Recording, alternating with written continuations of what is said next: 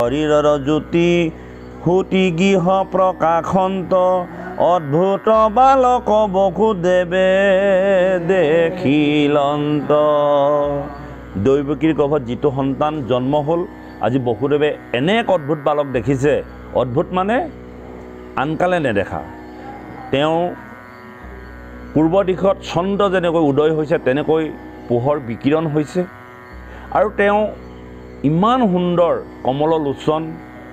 অৰ্থাৎ কমললোচন মানে তেওঁ চকুজুৰি পদুম ফুলৰ দৰে। তেওঁ বেদৰ শিৰভাগে হীৰৰত্ন ৰত্নময় নুপুৰেৰ ওপৰে বাসুকী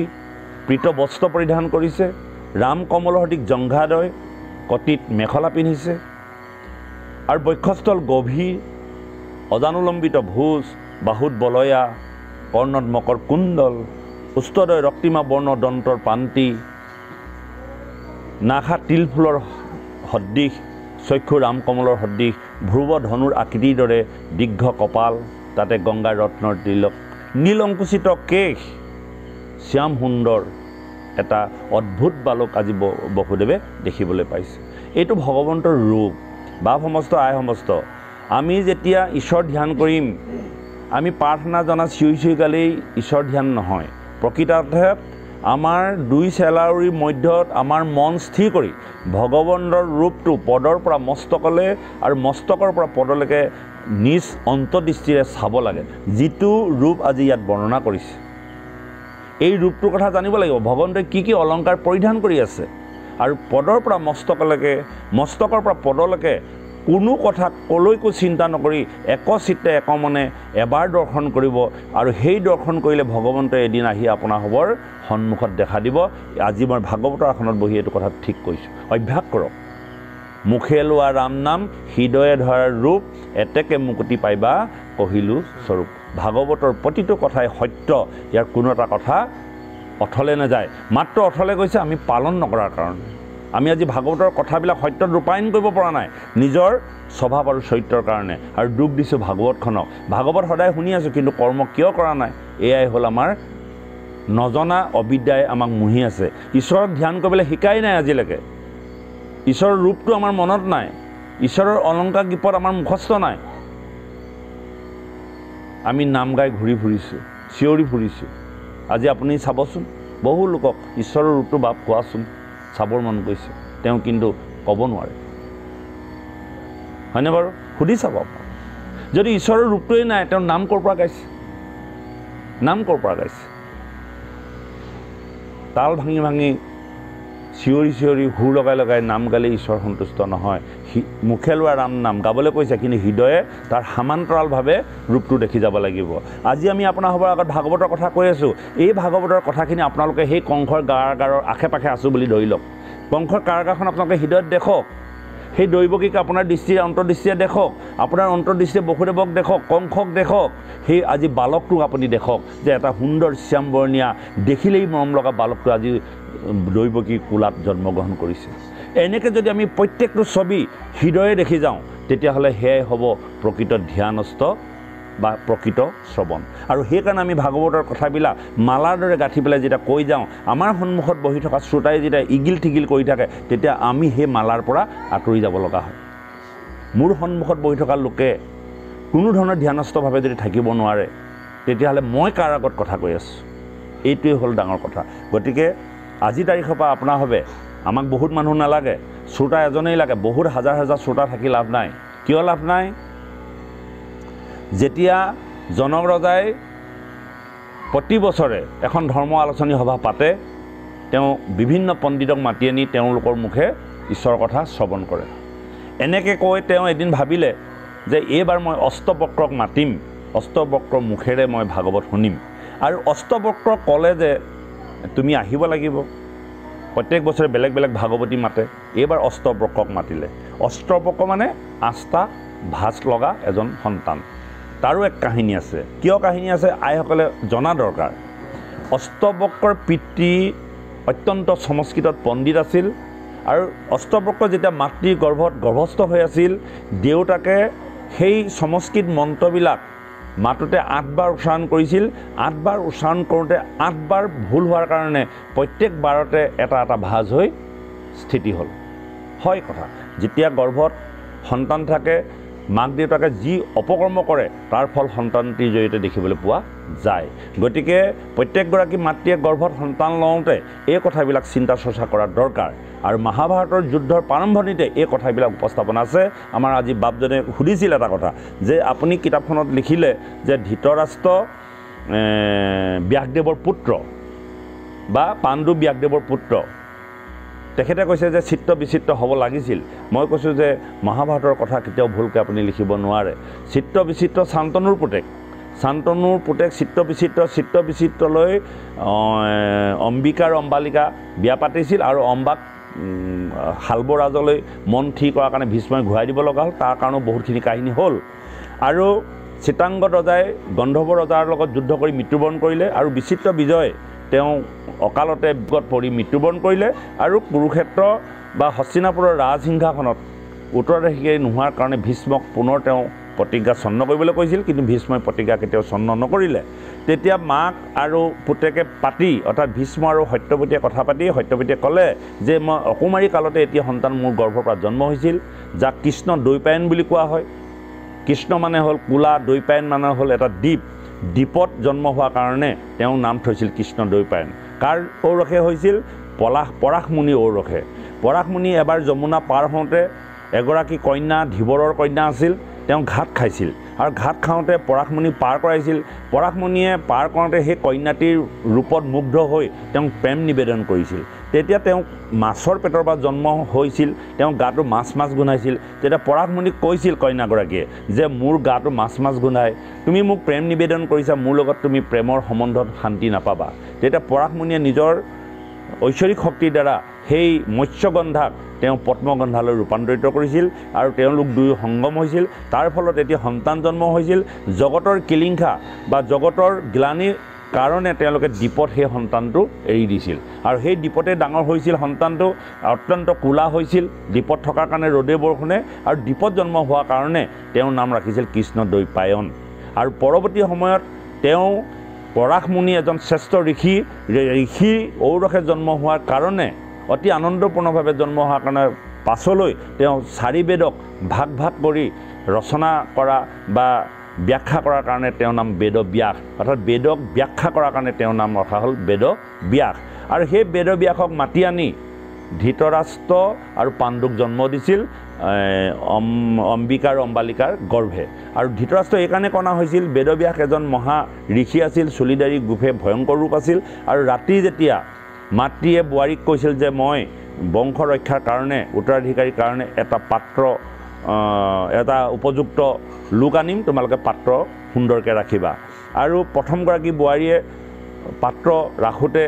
যেতিয়া 12 বজাৰ পাছত ব্যাসদেৱ আহিছিল ব্যাসদেৱক দেখি অত্যন্ত ভয় খাইছিল আৰু চকু মুদি দিছিল সেই সময়খিনিত আৰু লগে লগে সেই সন্তানটি অন্ধ হৈ জন্ম হৈছিল আৰু পাছত মাকে সুধিছিল যে বোপাই সন্তানটো ভাল হ'লনে বোলে মাতৃ এটা ভাল সন্তান নহ'ল এটা অন্ধ সন্তান জন্ম দিব কিয় বোলে তেওঁ সেই সময়খিনিত ভয় খাই চকু মুদি দিছিল তেতিয়া মাকে ক'লে যে অন্ধ সন্তানে বিকলাংগ সন্তানে ৰাজ্য শাসন কৰিব নোৱাৰে নহয় পুত্ৰ তুমি পুনৰবাৰ আকৌ আহিব লাগিব তেতিয়া দ্বিতীয়গৰাকী বোৱাৰীক আকৌ পাত্ৰ সুন্দৰকৈ ৰাখিবলৈ ক'লে আৰু 12 বজাৰ পাছত ব্যাসদেৱ পুনৰ মাতৃৰ অনুৰোধত আহিল কিন্তু দ্বিতীয়গৰাকী বোৱাৰীয়েকেও সেই ব্যাসদেৱৰ আকাৰ দেখি ভয়তে কপি সহবাস কৰাৰ কাৰণে সেই সন্তানটি জন্ম হ'ল পাণ্ডু অত্যন্ত ভয়াতুৰ আৰু মানে ৰুগীয়া হৈ জন্ম হ'ল গতিকে দেখিলে যে এইবাৰো সন্তানটো ভাল নহ'ল মাকক কৈ থৈ গ'ল ব্যাসদেৱে তেতিয়া ব্যাসদেৱক পুনৰবাৰ মাতিলে নহয় তুমি আকৌ আহিব লাগিব আৰু এইবাৰ দুয়োগৰাকী বোৱাৰীককে শাহুৱেকে অত্যন্ত কঠোৰ নিৰ্দেশ দিলে আৰু এইবাৰ দুয়োগৰাকীয়ে তেওঁলোকে পাঙিলে যে যদি কেনেবাকৈ আহে তেওঁলোকক পৰিচৰ্যা কৰা দাসীগৰাকীক এবাৰ প্ৰস্তুত কৰিলে আৰু দাসীগৰাকীৰ জীৱনত অভাৱ আছে তেওঁ সদায় লোকক দাসত্ব পৰিচৰ্যা কৰি থকা আৰু ব্যাসদেৱ ৰাতি আহিলে ব্যাসদেৱ অহাৰ লগে লগে তেওঁ এনেধৰণে শুশ্ৰূষা কৰিলে তৈল্য মৰ্দন কৰি আনন্দত এটি সন্তান জগতলৈ নমাই আনিলে যিজনৰ নাম হ'ল বিদুৰ অতি ভক্তি গতিকে আইসকলে যি সময়ত সতি সন্তান জন্ম দিব সেই সময়খিনি সুন্দৰভাৱে নজনাৰ কাৰণে আজি জগতত প্ৰত্যেকগৰাকী মাতৃ পিতৃয়ে চকু পানী টুকি ভাত খাব লগা হৈছে সন্তান কিয় বেয়া হৈছে তাৰ গুৰিতে হ'ল পিতৃ মাতৃয়ে নিৰ্দিষ্ট সময় নজনাৰ কাৰণে আজি সন্তানবিলাক জীৱনলৈ বেয়া আহিছে। আমাৰ যিখন আধ্যাত্মিক চেতনাই শ্ৰেষ্ঠ সাধনা, এই কিতাপখনত সেই সম্পূৰ্ণ কথাখিনি আমি উপস্থাপন কৰিছোঁ যে কোন সময়ত সতী সন্তান জন্ম দিব লাগে। আপোনাৰভাৱে বোৱাৰীক এই কথাখিনি ক'ব নোৱাৰিলে সেই কিতাপখনৰ মাধ্যমেদি দিও কিন্তু ক'ব পাৰিব। কাৰণ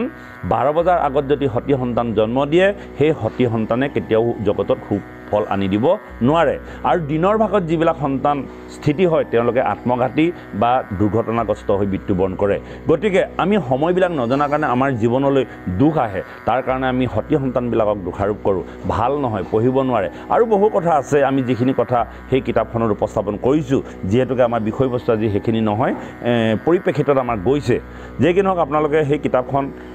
চাবলৈ যত্ন কৰিব। আৰু আপোনাৰভাৱে ভাবিব আমাৰতো সতী সন্তান জন্ম দিলোৱেই, এতিয়ানো এইবিলাক কথা আমাৰ প্ৰয়োজন নাই। হয়, প্ৰয়োজন নাই, কিন্তু আপোনালোকে শুনক, জানক। আপোনালোকে যিসকল ঘৰত এতিয়া নতুনকৈ বাবুৱাতি আহিছে, তেওঁলোকক এই শিক্ষাবিলাক দিয়ক। আপোনালোকে জগতলৈ এটা ভাল সন্তান আনিবলৈ মাতৃসকলে দায়িত্ব লওক। তেতিয়াহে সমাজবিলাক সুন্দৰ হ'ব, তেতিয়াহে আপোনালোকৰ গৃহবিলাক সুন্দৰ হ'ব। ভাগৱত পঢ়ি থাকিলে কামত নাহিব, জীৱনশৈলীত প্ৰয়োগ কৰিব লাগিব। আৰু আপোনাৰভাৱৰ নাতিবিলাকৰ কাৰণে এইবিলাক প্ৰস্তুত কৰক। আপোনালোকে নিজেই নাজানে নাতিক কেনেকৈ বুজনি দিব নে বাপ। গতিকে এই কথাখিনি খুব স্পষ্টভাৱে আপোনাৰভাৱৰ আগত কৈছোঁ। গতিকে আমি এই কথাবিলাক সদায় দৃষ্টি দিবই লাগিব আৰু জীৱনশৈলীত প্ৰয়োগ কৰিবই লাগিব। গতিকে আজি এনে এটা সুন্দৰ পৰিৱেশত ভগৱন্ত পুৰুষ এই জগতলৈ আহিলে, আৰু ভগৱন্ত পুৰুষৰ ৰূপটো বৰ্ণনা কৰি বসুদেৱে এটা অদ্ভুত বালক আহিছে বুলি তেওঁ উপলব্ধি কৰিছে। কৃষ্ণ। হে ৰাম মুহুৰ গৃহত উপজিলা নাৰায়ণ, পৰম বিস্ময় ভৈল তব ধনয়ন, মিলিল তম আতি উল্লসিত প্ৰাণ, আঠে বেঠে সম্পতে কৰিলা মনে স্নান, কৃষ্ণৰ জন্মত পাইলা মহা আনন্দক, অযুতে কধেনু মনে দিলা ব্ৰাহ্মণক, তুমি হে কেৱলে হাংসা হবে মায়াময়, তোমাতেহে হন্তে হবে সৃষ্টি লয়, ব্ৰহ্মৰূপে সজা পালা বিষ্ণু ৰূপ ধৰি, ৰুদ্ৰৰূপে নিয়া হবে জগত সংহৰি। বসুদেৱে আজি ভগৱন্তৰ কৃপাদৃষ্টিত তেওঁ জানিছে যে এইজনেই জগতৰ ঈশ্বৰ, আৰু যিজনে জগতত স্থিতি প্ৰলয় কৰে, যিজনে মায়াক নিধন কৰিব পাৰে, যিজনে মায়াক কণ্ট্ৰল কৰিব পাৰে, আৰু তেওঁ হ'ল কালৰ গৰাকী। আৰু সেইজন আজি জগতৰ ঈশ্বৰ আজি মই দেখিবলৈ পাইছোঁ। বসুদেৱে পৰম ধন্য মানিছে। ৰাম খন্দিবাক লাগি পৃথিৱীৰ মহাভাৰ, মুহুৰ গৃহত আহি ভৈলা অৱতাৰ, ৰাজা বোলাই ফুৰৈ দৈত্যগণ কোটি কোটি, সিটো দৈত্য সেনা মাৰি কৰিবানি গতি, দুষ্টক সংসৰি থাপি বাহা পুণ্য পথ, পুৰি বাহা প্ৰভু ভকতৰ মনোৰথ, তোমাৰহে ভকতিত ভুকুতি মুকুতি, কৰিলন্ত বসুদেৱ আনু নানা তুতি, কংসৰায়ক দৰে টান থিৰ নুহিকাই, কৃষ্ণ কবুলন্ত প্ৰভু শুনা অভিপ্ৰায়, হে ৰাম তুমি উপজিবা শুনি আকাশী বচন, পাপী কংখে মাৰিল তোমাৰ ভাতৃগণ, তোমাৰ কথা ক এটি ক্ষণে পাইব জান, খান্দা ধৰি ধাইব কংস অন্তক সমান, সাৱধানে থাকা প্ৰভু হুইয়া হচকিত, পাপিষ্ঠক দৰে মূৰ থিৰ নুহিচিত, এহি বুলি বসুদেৱ মন্ন হৈয়া আছে, দৈৱকীও পুত্ৰ মুখত দেখি লন্ত পাছে, মহাপুৰুষৰ চিহ্ন জানি মহাহতি, পৰিতুতি কৰন্ত বিস্ময় হুইয়া আতি। মহাপুৰুষবিলাকৰ চিন আছে বা যিসকল লোকে ঈশ্বৰ আৰাধনা কৰে, যিসকল লোকে ভগৱন্তৰ কথাৰে আনন্দিত হৈ থাকে, সেই লোকবিলাকক দেখিলেই চিনি পোৱা যায়। তেওঁলোকৰ বদন তেওঁলোকৰ চাল চলন তেওঁলোকৰ কথা বতৰা সকলোখিনি তেওঁলোকৰ দেহত প্ৰকাশ পায়। আজি ভগৱন্ত যে মহাপুৰুষ তেওঁ জন্ম হোৱাৰ লগে লগে দৈৱকী বসুদেৱে তেওঁ সমস্ত শৰীৰত তেওঁ সেই চৰিত্ৰবিলাক ফুটি উঠিছে আৰু চিনি পাইছে, সেই কথাটোকে কৈছে। হে ৰাম একোকালে মনুষ্য মৃত্যুৰ নেৰাই হাত নকৰে ভকতি যেবে মাধৱ তোমাত তোমাৰ পাৱত যেবে কৰিলে আশ্ৰয় তেবে ষষ্ঠ হুইয়া থাকে পৰম নিৰ্ভয়। বসুদেৱ দৈৱকে আজি উপলব্ধি কৰিছে তুমি জগতৰ আধাৰ, তুমি কেশৱ, তুমি যে সমস্ত জগতৰ দুখ হৰণ কৰা। এই কথা মনুষ্যসকলে জনাৰ পাছতো তোমাক ভক্তি কৰিবলৈ নিবিচাৰে, তোমাৰ কথাত মন দিবলৈ নিবিচাৰে। তেওঁলোক কিয় অধোগতি হৈছে এই কথা আজি বসুদেৱ দৈৱকীয়ে উপলব্ধি কৰিছে। হে ৰাম যেবে নষ্ট ভৈল লোক মহাপলয়ত তুমি মাত্ৰ অৱশেষ থাকা হা অন্তত দুনাই কাল ৰূপ হুয়া সজা নাৰায়ণ তোমাৰ চৰণে আৱে পখিলো হৰণ। এই সমস্ত জগতখন যেতিয়া পলয় হৈ শেষ হৈ যায় মাত্ৰ তুমি থাকা আৰু কোনো নাথাকে। সেইকাৰণে আমি সমস্তবিলাক মায়া, ব্ৰহ্মাকে আদি কৰি সমস্ত দেৱতা মায়াৰ শয্যাখনত শুই আছে। যদি তেওঁলোকক ভগৱন্ত পুৰুষে জগাই নিদিয়ে কোনোজনেই চৈতন্য হ'ব নোৱাৰে। আজি আমি আপোনাভাৱে এই অনুষ্ঠানৰ পৰা গৈ এমুঠি সিদ্ধান্ত লৈ যেতিয়া শুই দিম, যদি ৰাতিপুৱা আপোনালোকক নজগায় আপোনালোকে জানিবনে? আৰু যিসকলে সাৰ পাই আছে তেওঁলোকে ভাবিব বোলে আজি বাপ গ'ল, খৰিহে কাটিব।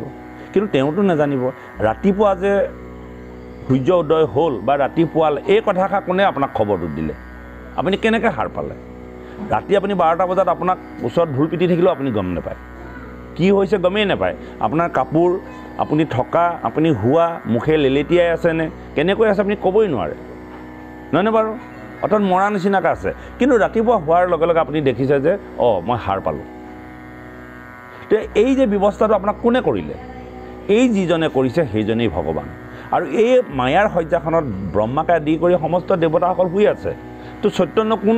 যিজনে কোনোদিনেই নুশুৱে। যিদিনাই আপোনাৰ জগতৰ শুব সেইদিনাই জগতলৈ পলয় নামি আহিব। আৰু একেজন ব্ৰহ্মই আপোনাৰ মোৰ হৃদয়ত স্থিতি হৈ আছে, চৈতন্য হিচাপে আছে। আপুনি আজি শুই থাকিব, কিন্তু আপোনাৰ শুই থকাৰ অৱস্থাটো যিজনে সাক্ষী হিচাপে আছে সেইজনে হ'ল চৈতন্য কৃষ্ণ। সেইকাৰণে গৈছে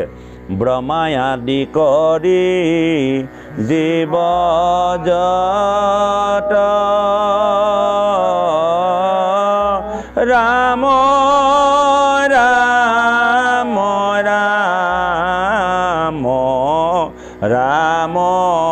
ৰাম মায়াৰ শয্যাৰ মাজে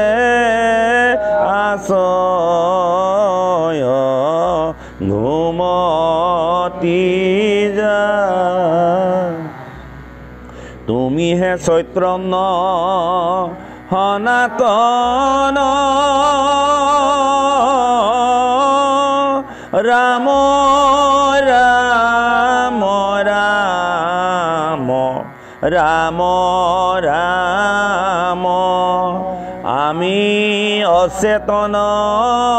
নিয়োক নাথ জগাই আমি অচেতন নিয়োক নাথ জগাই। আমি অচেতন, তুমি মাত্ৰ চৈতন্য নিয়োক নাথ জগাই, তুমি জগাই লৈ যোৱা। আৰু তেওঁ যিদিনে আপোনাক জগাই নিদিব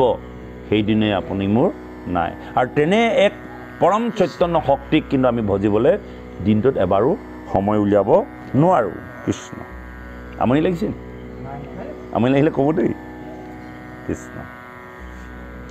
হে ৰাম দুনাই কাল ৰূপ হুয়া সৃজনাৰায়ণ তোমাৰ চৰণে আৱে পখিলো হৰণ হে ৰাম দুৰ্ঘোৰ কংসক ভয়ে তনুকম্পমান ভকতৰ ভয় হাৰি কৰা পৰিত্ৰাণ এ ৰাম তোমাক নজানো যেন মতে কংস পাপ ইটো দিব্যৰূপ আৱে সম্বৰী ও বাপ এ ৰাম তোমাকেহে লাগি উদ বেগ কৰে মন শংখ চক্ৰ গদা পদ্ম ঢাকা নাৰায়ণ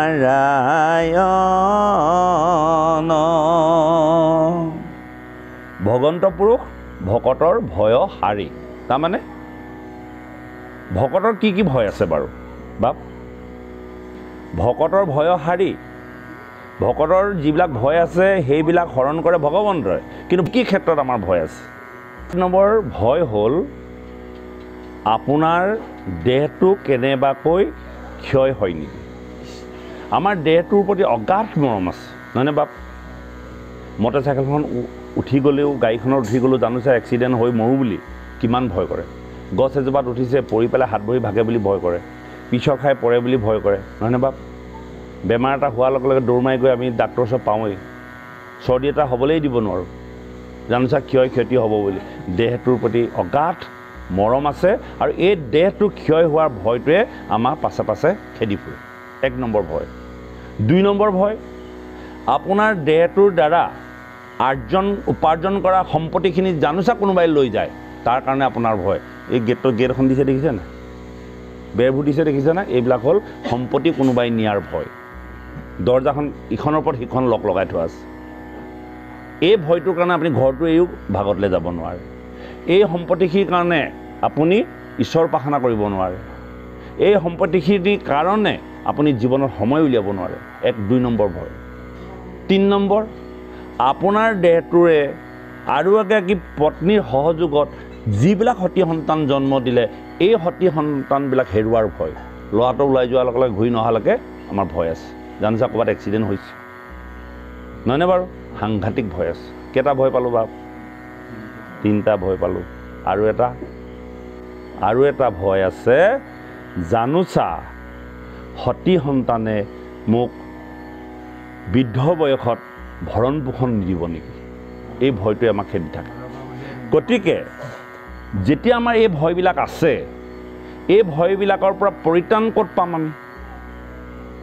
আপুনি গেট মাৰিলে চিকিউৰিটি ৰাখিলে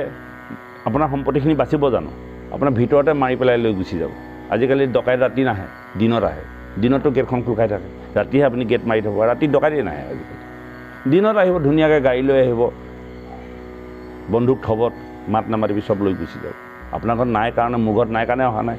তেনেকৈ আহিছে মানুহ মাৰি হ'লেও লৈ গৈছে মাৰি আছে দেখিছে সম্পত্তিৰ কাৰণে মাৰি আছে গতিকে আপুনি সম্পত্তি বচাব নোৱাৰে আপোনাৰ সতী সন্তানবিলাক আপুনি যিমানেই ভাবি থাকিলেও আপুনি পাৰিছে নেকি বচাব প্ৰত্যেক মাক দেউতাকে নিজৰ সতী সন্তান বচাব পাৰিছে নাই পৰা আপোনাৰ শৰীৰটো যিমানেই যত্ন নলওক ৰাতিপুৱা যিমানেই আপুনি খোজ নাকাঢ়ক যিমানেই প্ৰাণায়াম নকওক কিন্তু আপোনাৰ শৰীৰটো বচাই ৰাখিব পাৰিছেনে আপুনি 60 বছৰ 80 বছৰত দাঁত সৰিবই চশমা আহি গ'ল চুলি পকিলে কাণে নুশুনা হ'লোৱে আপুনি বচাব নোৱাৰে ৰক্ষা নাই গতিকে এতিয়া আমি এই ভয়বিলাকে আমাক সদায় খেদি আছে এই ভয়বিলাকৰ পৰা পৰিত্ৰাণ পাবলৈ হ'লে এটাই জেগা আছে সেইটোৱে হ'ল ভগৱন্তৰ ওচৰত আমি সকলো সমৰ্পিত কৰি দিব লাগে তোমাৰ ইচ্ছাতে আমি আছোঁ মোৰ আৰু ভাবিবলগীয়া নাই এই ভাৱটো যিদিনাই আহিব সেইদিনাই সেইজন ভকত হ'ল আৰু সেইদিনাই ভগৱন্তই তেওঁক ভগৱন্তৰ নামেৰে তেওঁক নিৰ্ভয় দিলে অৰ্থাৎ ভয় হৰণ কৰিলে কেনেকৈ আপোনাৰ ভাবে দেখিছে যিসকল ভকত নাম গুণ গাওঁতে গাওঁতে ঘৰ বাৰী এৰি দিয়ে ক'বই নোৱাৰে য'তে মন যায় ত'তে থাকে তেওঁতো পৰিয়াল আছে তেওঁতো ঘৰ আছে তেওঁতো সংসাৰ আছে আৰু তেওঁ আনন্দ পাইছোঁ ভগৱন্তৰ পদত অকল ইয়াতেই নহয় প্ৰত্যেক দিনে ভাগৱত চৰ্চা হৈ আছে আৰু এইকণ আমি সদায় ভগৱন্তক খুজিছোঁ কৃপাৰ সাগৰ দবিকী নন্দন পুৰীও মনৰ কাম ভকতৰ সংগ সদায় নুগুচক মুখে তোৱা গণা নাম যদি আপুনি এই প্ৰাৰ্থনাটো অন্তকৰণে গাইছে তেতিয়াহ'লে আপুনি ভকতৰ সংগ নহয় নোপোৱাকৈ নাথাকে এৰিব নোৱাৰে নহয় নোপোৱাকৈ নাথাকে আমি পাব লাগিব ন আপুনি ভকতৰ সংগ বিচাৰিলে পাব নেকি দিব লাগিব আপোনাক আজি মোক ভগৱন্তৰ আজ্ঞা কৰাৰ কাৰণে মই ভাগৱত গাইছোঁ মই অকলে ভাগৱত গাই থাকিলে হ'ব জানো মোৰ যদি শুনা মানুহ নাথাকে শ্ৰৱণ কৰা লোক আছে কাৰণে মই ভাগৱত গাব পাৰিছোঁ বাপ এয়া ঈশ্বৰৰ আদেশ মইতো ভাবি অহা নাই অসমৰ বিভিন্ন স্থানত ভাগৱত গাবলৈ যাওঁতে এই নিৰ্দেশটো ওপৰৰ পৰা আহিছে আপোনালোকৰ মনত সোমোৱাই দিব লাগিব যে বাপক মাতা মই আকৌ আহিবলৈ মোৰ টকা পইচা যোৱা মাৰিব লাগিব সময়খিনি ভগৱন্তই দিব লাগিব সময়খিনিও দিব লাগিব ন মই আহিবলৈ স্বাস্থ্যটো ভালকৈ ৰাখিব লাগিব নহয় বা মোৰ ঘৰৰ পৰিয়ালবৰ্গইতো মোক ক'ব লাগিব ন বোলে আপুনি যাব নোৱাৰে দেই এই ল'ৰাটোৰ এইখিনি কাম আছে আপুনি যাব নোৱাৰে দেই কাইলৈ বোলে এই খেতিডৰা চপাব লাগে আপুনি যাব নোৱাৰে দেই বোলে গৰুকেইটা কোনে চম্ভালিব আপুনি যাব নোৱাৰে দেই বোলে দোকানখনক কোনে বিক্ৰী কৰিব এই সমস্যাবিলাক যদি থাকে আপুনি কেনেকৈ ভাগত আহি ক'বহি সুদূৰ চিলাপথাৰৰ পৰা আহি এই আপোনাৰ 500 কিলোমিটাৰ দূৰত আহি এদিনৰ বাট নে বাপ গতিকে সকলো কথা ঈশ্বৰে নিৰ্ণয় কৰিব আপুনি আজি ইয়াত বহি আছে এয়াও আপোনাৰ হ'ব ঈশ্বৰে কৃপা কৰি আছে নহ'লে আপুনি বহি থাকিব নোৱাৰে কিবা এটা অসুবিধা হ'লহেঁতেন কিবা এটা এনেকুৱা এটা খবৰ আহিলেহেঁতেন বোলে কি হ'ল বোলে এনেকুৱা এটা নহয় এতিয়া যাওঁ আৰু আমাৰ ভাগত এটা সামৰিব লাগিব কাৰণ আমি শুনি থকা লোক এজনে যেতিয়া জীৱনত এটা দুৰ্দশা আহিলে আমিওতো ভাগত সামৰি দিব লাগিব যাব লাগিব সহায় কৰিবলৈ গতিকে আপুনি ধৰক যেতিয়া আপুনি ভাগৱত শুনি আছে সেই সময়খিনি কোনো ধৰণৰ বেয়া অপকৰ্ম বা খবৰ অহা নাই জানক যে ঈশ্বৰে আপোনাক কৃপা কৰি আছে বা আমাক কৃপা কৰি আছে গতিকে এই ভয়বিলাক হৰণ কৰিব পৰা একমাত্ৰ উপায় হ'ল ভগৱন্তৰ চৰণ আৰু এই ভগৱন্তৰ চৰণক আমি শৰণাপন্ন হ'ব নোৱাৰোঁ জীৱনৰ দুৰ্ভাগ্য এবাৰ দক্ষিণ ভাৰতত এজন বাবা আছে যাৰ নাম একনাথ বাবাই যি কয় তাকে হয় টিকালজ্ঞ মানে ভূত ভৱিষ্যত আৰু বৰ্তমানৰ কথা ক'ব পাৰে তেওঁ টিকালজ্ঞ বুলি কয় এই লোকজন চাকৰি তেওঁ কোনোদিনেই ধৈৰ্য ধৰি বহি থাকিব নোৱাৰে যিমানেই ভাগৱত নকওক যিমানেই কিবা নকওক গুৰু সেৱা কৰিবলৈ যাওঁতেও তেওঁ স্থিৰে থাকিব নোৱাৰে তেওঁ মনটো ঈশ্বৰত লগাব নোৱাৰে আৰু একনাথ বাবাই বহাতে বহিয়ে থাকে দিন ৰাত জপিয়ে থাকে কোনো ধৰণৰ অসুবিধা নহয় এদিন গৈ তেওঁ একনাথ বাবাৰ ওচৰ পালেগৈ বাবাক ক'লে বাবা এই ময়ো ঈশ্বৰৰ উপাসনা কৰিব বিচাৰোঁ বোলে কৰা আকৌ বোলে কিন্তু কৰিবলৈ হ'লে আপুনি যেনেধৰণে বহি আছে ময়ো ঈশ্বৰৰ উপাসনা কৰিব বিচাৰোঁ কিন্তু মোৰ মন স্থিৰ নহয় বোলে মন স্থিৰ নহয় বাবা আপুনি কিবা এটা উপায় দিয়ক মই মন স্থিৰ কৰি কেনেকৈ ঈশ্বৰক ভজিম তাৰ বাবাই বহুত টাইম ভাবি ক'লে বোলে এটা কাম কৰা তুমি মন স্থিৰ কৰা কোনো প্ৰয়োজন নাই তোমাৰ আয়ুস মাত্ৰ 30 দিনহে আছে তুমি যোৱা তুমি যিমান পাৰা খোৱাগে বোৱাগে মস্তি কৰা ফূৰ্তি কৰা তোমাৰ আয়ুস 30 দিনহে আছে এমাহ আছে তাৰমানে এওঁতো লাগি গ'ল চিন্তা আৰু একনাথ বাবাই কোৱা কথাখিনি সঁচা আজিলৈকে মিছা প্ৰমাণিত হোৱা নাই লগে লগে তেওঁ চিন্তিত হ'লে আৰু যে মোৰ আয়ুস 30 দিনহে আছে যেনেকৈ পৰীক্ষিতৰ আয়ুস 7 দিন আছে বুলি কৈছিলে 30 দিন গ'ল মন আমন জীৱনকৈ বহি আছে যে 30 দিনৰ পাছত মই এই সংসাৰৰ পৰা যাব লাগিব ভাবিছিলে বহুত কিন্তু উত্তৰ পালে বেলেগ পৰিবাৰে সুধিলে যে কি হ'ল আপোনাৰ গাটো বেয়া লাগিছে নেকি বোলে নহয় নকয় একো ল'ৰা ভাইজাইও আহি সুধিছেহি কি হ'ল দেউতা কোৱাচোন কিবা অসুখ হৈছে যদি আমি চিকিৎসা কৰিম একো নামাতে বহু টাইমৰ পাছত তেওঁ বাকচটো খুলিলে পাছবুকখিনি উলিয়াই আনিলে ATM কাৰ্ডকেইখন উলিয়াই আনিলে মাটি পটাকেইখন উলিয়াই আনি পেলাই ল'ৰাক মাতিলে যে এইটো পটা ইমান মাটি আছে এইখিনি ল ঘৈণীয়েকক দিলে এইখিনি বেংক বেলেঞ্চ বটাই কুটাই খাবি ল'ৰা ছোৱালীকেইটাক ATM কেইখন দি দিলে যে পইচা ইমানে আছে উলিয়াই মেলি ল'বি বোলে দেউতা আনকালেতো এনেকুৱা নকৰা সকলো দেখোন তুমিয়ে চম্ভালি থাকা আমিতো তোমাক এইবোৰ বিচৰা নাই কিয় এনেকুৱা কৰিছা বোলে মই একনাথ বাবাৰ ওচৰলৈ গৈছিলোঁ একনাথ বাবাই কৈ পঠাইছে যে মই 30 দিনৰ পাছতে এই সংসাৰৰ পৰা যাব লাগিব বোলে কোনে ক'লে বোলে একনাথ বাবাই ক'লে আৰু একনাথ বাবাৰ কথা সকলোৱে জানে কথাটো হয় ল'ৰা ছোৱালীও চিন্তা কৰিবলৈ ধৰিলে কি হ'ব এতিয়া কথাটোতো হয়েই যে কি নহওক আৰু উপায়টো নাই সকলোৱে সেইবিলাক সমজি ল'লে আৰু দেউতাকে বহা জেগাতে বহিয়ে থাকে চিন্তা কৰি থাকে 30 দিনৰ পাছত মই মৃত্যুবৰণ হ'বই লাগিব এদিন গ'ল দুদিন গ'ল 10 দিন গ'ল 20 দিন গ'ল 30 দিনো গুচি গ'ল তেওঁ বহিয়ে থাকে আৰু 30 দিন গুচি গ'ল নাই নমৰিলে 30 দিনৰ পাছত 31 দিনীয়া মাহ আছিলে 31 দিন গ'ল নমৰিলে সকলো লোকে খৰি চৰি কাটি ঠিককৈ থৈছে, বংশ পৰিয়ালক খবৰ দিলে 30 দিনৰ পাছত মৰিব, সকলো আহিলে, চব ৰেডি হৈ আছে, এতিয়া মানুহ নমৰে। 1 তাৰিখো গ'ল নমৰিলে, 2 তাৰিখো গ'ল নমৰিলে, পৰিয়ালবৰ্গ উঠিলে খং, বোলে তোমাক কোনে কৈছিলে এইবিলাক কথা? বোলে একনাথ বাবাই কৈছিলে মই 30 দিনৰ পাছত মৰিম বুলি। ক'তা তুমিতো 30 দিনৰ পাছত নমৰিলা, ব'লা একনাথ বাবাৰ ওচৰলৈ যাওঁ, তেওঁলোক কেলৈ মিছা কথা ক'ব। একনাথ বাবাৰ ওচৰত সকলো গ'ল, গৈ পেলাই ক'লেগৈ একনাথ বাবাক, বোলে বাবা আপুনি আমাৰ দেউতাক 30 দিনৰ পাছত মৰিব বুলি কৈছিলে, কিন্তু এতিয়ালৈকে মৰাই নাই। বোলে কৈছিলোঁ নেকি? অঁ কৈছিলে আপুনি। অঁ কৈছিলোঁ যদি এতিয়া নমৰিলে নেকি? বোলে নাই মৰা। বোলে ক'তনো মৰিব, কোনেনো জন্ম মৃত্যুৰ কথা ক'ব পাৰে? তেওঁ বা মোক এই কথাটো কেলৈ ক'বলৈ পালোঁ? বোলে আপোনাৰ ওচৰলৈ ধ্যানস্থ কৰিবৰ কাৰণে নোৱাৰে, তাৰ উপায় বিচাৰি আহিছিলে। এতিয়া বোলে দেউতাই কি কৰে? এতিয়া বোলে দেউতাই বহাতে বহিয়ে থাকে, কাকো নেমাতো নেবোলেও চিন্তা কৰি থাকে। কি চিন্তা কৰে? বোলে অকল ঈশ্বৰকে চিন্তা কৰি থাকে, কাৰণ মৃত্যু আহিলেই। অঁ এই দেউতাই যিটো প্ৰশ্ন বিচাৰি মোৰ ওচৰলৈ আহিছিলে সেই উত্তৰটো পালে, কাৰণ তেওঁ আগতে ধ্যান কৰিব নোৱাৰিছিলে, বহাতে বহি থাকিব নোৱাৰিছিলে। এতিয়া পাৰেনে? বোলে পাৰে, বহাতে বহিয়ে থাকে, চিন্তা কৰি থাকে, অকল ঈশ্বৰৰ কথাকে চিন্তা কৰি থাকে। 30 দিনৰ পাছত যিহেতুকে মৃত্যু আছে, গতিকে বাপাই আমাৰ জীৱনত ধ্যান কৰিব নোৱাৰা এই টোপোলা খোবা, ATM কাৰ্ডখন, সম্পত্তি খোবা, মাটি পতা খোবা, নে বাপ এই বোজাটো যিদিনাখনেই তেওঁ আঁতৰাই দি দিলে, সেইদিনাখনি বা তেওঁ মুকলি হ'ল আৰু প্ৰশান্তি পালে, আৰু মৃত্যু নামৰ খুঁটিটো দেখাৰ কাৰণে তেওঁ জীৱনত চিন্তা কৰিব পৰা হ'ল, বহিবও পৰা হ'ল। আগচাত তেওঁ বহিবই নোৱাৰে, তলত বহিব নোৱাৰে, মুকলিমূৰীয়া চিন্তা কৰিব নোৱাৰে। অৰ্থাৎ আমাৰ ধন টকা পইচা সংসাৰখনে আমাক স্থিৰতা আনি নিদিয়ে। আৰু যিসকলে এই ধন টকা পইচাক সামান্য বুলি ভাবিছে, আৰু সামান্য বুলি ভবা লোকজনেই জীৱনত ঈশ্বৰ সেৱা কৰিব পাৰে। আপুনি যদি ক'ৰবালৈ গৈছে ফুৰিবলৈ, আপুনি বেগটো গধুৰকৈ ল'লে আপুনি কিমান যাব? যদি বেগটো পাতলা হয় আপুনি কিমান সুন্দৰভাৱে ঘূৰি ফুৰিব পাৰিব। এতিয়া আপুনি ঘূৰি ফুৰোঁতে বা তীৰ্থযাত্ৰা কৰোঁতে সমস্যা ক'ত হৈছে? বেগটোতে। বেগটোৰ কাৰণে আপুনি গাড়ীখনলৈ দৌৰ মাৰি যাব নোৱাৰে, বেগটোৰ কাৰণে ক'ৰবাত বহুমূল্যে বহিব নোৱাৰে। যিটো টোপোলা আমি বোজা লৈ ফুৰিছোঁ, সেই বোজাটোৱে আমাক জীৱনত ধ্যানস্থ কৰিবলৈ সুযোগ আৰু সুবিধা নিদিয়ে। গতিকে এইখিনিৰ পৰা যদি আমি এৰি দিম, ত্যাগ কৰি দিম, কেনেকৈ ত্যাগ কৰিম? কোৱা নাই আপোনাৰ সম্পত্তিখিনি বিক্ৰী কৰি দিয়ক, কিন্তু এইখিনিতে লুটুপুটু হৈ থাকিবলৈ মনা কৰিছে। ধন ধান ঘটিলে ল'ৰাক চমজাই দিয়ক, ল'ৰা উপযুক্ত চমজাই দিয়ক। আপুনি আকৌ একাউণ্টখন কেলৈ লৈ থাকিব লাগে? আপুনি আকৌ হিচাপটো কেলৈ লৈ থাকিব লাগে? ল'ৰা ডাঙৰ হ'ল, উপযুক্ত হ'ল, দি দিয়ক। কিন্তু আমি মৃত্যুৰ পৰ্যন্ত আমি কিন্তু সেই সম্পত্তিখিনি এৰি দিবলৈ নিবিচাৰোঁ। মৰমত বুলি নহয় আৰু, লোভ মোহ। মৰমত না, লোভ আছে আকৌ। জানো চাৰ 2 টকা চাবচোন, দেউতাকজনে নিজৰ পাছবুকখন কোনোদিন এৰি নিদিয়ে, মৰা কাললৈকে। হে গতিকে আৰু সেইজন লোকে ভাবে, যিজন লোকে তেনেকুৱা কিছুমান কথা ভাবে, যেনেকৈ অজামিলে তেওঁ পুতেকৰ নাম নাৰায়ণ ৰাখিছিল আৰু মৃত্যুৰ সময়ত নাৰায়ণ নাম উচ্চাৰণ কৰি তেওঁ গতি পালে।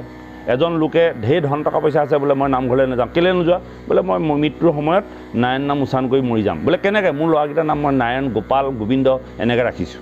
4টা ল'ৰা, এটা নাম গোপাল ৰাখিছে, এটা নাম গোবিন্দ ৰাখিছে, এটা নাম নাৰায়ণ ৰাখিছে, এটা নাম মানে কমললোচন ৰাখিছে, 4টা বোলে মই ৰাখি থৈছোঁ। আৰু অজামিলে যদি মৃত্যুৰ সময়ত নিজৰ সন্তানটোক মাতি গতি পাইছে, মই মোৰ 4টা ভগৱানৰ নাম ৰাখিছোঁ নহয়, আৰু তেওঁলোকক মৃত্যুৰ সময়ত মাতিমেই। মই গতিকে এতিয়া নামঘৰলৈ নাযাওঁ। আৰু মৃত্যুৰ সময়ত মাতিলে ঈশ্বৰৰ নাম ল'লে গতি পাই বুলি শাস্ত্ৰ ভাগতে কৈ আছে। অন্তকালে যদি প্ৰাণতে যে হৰিনাম লৈ, তেতিয়াহ'লে তেওঁ গতি পাব। আৰু এনেকৈ যেতিয়া তেওঁ বয়স হ'ল, অন্তিম সময় পালেহি, ৰোগাক্ৰান্ত হ'ল, প্ৰথমতে গোপালক মাতিছে। এই গোপাল, গোপাল আহি হাজি, বোলে দেউতা কওক। অঁ তই ঘৰতে আছ? অঁ। গোবিন্দক মাতিলে, গোবিন্দ আহি খাৰা। হৰিক মাতিলে, হৰিও আহি খাৰা। নাৰায়ণক মাতিলে, নাৰায়ণ আহিও খাৰা। দেউতাক মৰিব বুলি ভাবিছে, অৱস্থা বেয়া। 4টা ল'ৰাই, কোনোবা এটাই বেপাৰ কৰে, কোনোবা এটাই খেতি কৰে, কোনোবা এটাই চাকৰি কৰে। আটাইকেইটাই কৰাৰ পাছত দেউতাকৰ গা অসুখ কাৰণে সেইকেইদিন ঘৰতে আছে, আৰু দেউতাকে মতাৰ লগে লগে দেউতাকৰ ওচৰত খাৰা হোৱাৰ পাছত 4টা সন্তান যেতিয়া পিতৃৰ ওচৰত খাৰা হ'ল, পিতৃয়ে কৈছে তহঁতি 4টা ঘৰতে আছনে? তোৰ দোকানখনত কোন আছে? তই তাৰমানে আজি দোকানলৈ নগ'লি, তই আজি চাকৰিলৈ নগ'লি, তই আজি ব্যৱসায়লৈ নগ'লি, তই আজি খেতিডৰা চাবলৈ নগ'লি, তাৰমানে তই 4টা ল'ৰা তহঁতি ঘৰতে আছ। যদিও তেওঁ নাম ৰাখিছে, কিন্তু তেওঁ ভাৱনাটো ক'ত? দোকানখনত, খেতিত। তাৰমানে মই অসুখীয়া হয় 4টা লাখ মতাৰ লগে লগে যেতিয়া সন্মুখত খাৰা হ'ল তাৰমানে সকলো বেপাৰ বাণিজ্য বাদ দি তহঁতি ঘৰতে বহি আছোঁ যা এই ভাৱনাৰে যেতিয়া মৰিলে তেতিয়া গোবিন্দ গোপালৰ নাম ৰাখি কোনো লাভ নহ'ব অৰ্থাৎ যিটো সেই সময়ত ভাৱনা আপোনাৰ ভাৱনা ক'ত গোপাল গোবিন্দত নাই আপোনাৰ ভাৱনা আছে সেই সম্পত্তিবিলাকৰ ওপৰত গতিকে এই কথাবিলাকে আমি মৃত্যুৰ সময়ত যাতে ভগৱন্তৰ নাম লৈ মৃত্যুবৰণ কৰিব পাৰোঁ হয় নাই আৰু তেনে নাম আমি এতিয়া বাস্তৱিক জগতত অভ্যাস কৰিব লাগিব আৰু এতিয়া অভ্যাস কৰিলেহে আমি মৃত্যুৰ সময়ত সেই নাম ল'ব পাৰিম আপোনালোকে এবাৰ কৃষ্ণ নাম ক'ব পাৰিবনে ধুনীয়াকৈ সুন্দৰভাৱে অন্তৰৰ পৰা কওক মই ক'ম আপোনালোকে ক'ব কৃষ্ণ ক'ত নাই কোৱা ভালকৈ নাই কোৱা বাপেও ভালকৈ নাই কোৱা ভালকৈ কওক অন্তৰৰ পৰা কওক উচ্চ স্বৰে কওক হৰিনাম বোলা ডাকি ডাকি চিঞৰি ক'বলৈ কৈছে কৃষ্ণ বাপ অকণমান লেজি হৈ গ'ল অকণমান এবাৰ সকলোৱে একেস্বৰে কৃষ্ণ বঢ়িয়া এই যে 3বাৰ আপোনালোকে কৃষ্ণ নাম গালে বা ক'লে কিয় ক'বলৈ কোৱা হ'ল আছে নেকি শাস্ত্ৰত এইবিলাক কথা কৃষ্ণ কৃষ্ণ কৃষ্ণ বুলি অন্তকালে যিটো